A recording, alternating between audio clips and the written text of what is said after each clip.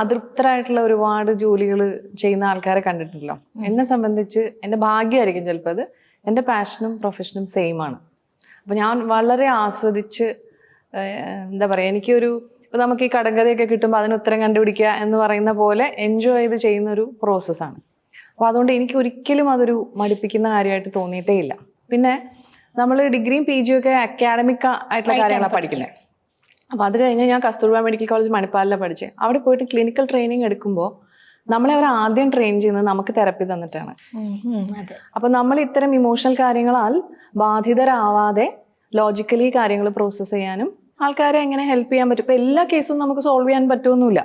അപ്പം ആ ഒരു തിരിച്ചറിവിലേക്ക് നമ്മൾ എത്തിക്കഴിഞ്ഞാൽ പിന്നെ നേരത്തെ സാറ് സൂചിപ്പിച്ച അത് ഭയങ്കര ഈസിയാണ്. കാര്യം ഡോക്ടർ പറഞ്ഞ പോലെ ആദ്യം അത് നമ്മൾ കേട്ട് കഴിഞ്ഞാൽ അത് കഴിഞ്ഞ് അതങ്ങോട്ട് വിടണം, പിന്നെ അതിലേക്ക് തന്നെ നിൽക്കരുത്. അല്ല, നമുക്ക് വിടേണ്ടി വരും. കാരണം നമുക്ക് അടുത്ത ആള് നമുക്ക് വേണ്ടി കാത്തിരിക്കുകയാണ്, നമുക്ക് അടുത്ത കാര്യങ്ങളുണ്ട്, നമ്മൾ എന്തായാലും അത് വിട്ടേ പറ്റുള്ളൂ.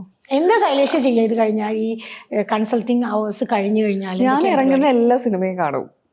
അത് പറഞ്ഞോട്ടോ, ഇവിടെ വന്നിരുന്നപ്പോ തന്നെ ഞാൻ ലോക്കൽ 2 തവണ തിയേറ്ററിൽ കണ്ടു. 2 തവണ കണ്ടു. 2 പ്രാവശ്യം കണ്ടതിനാ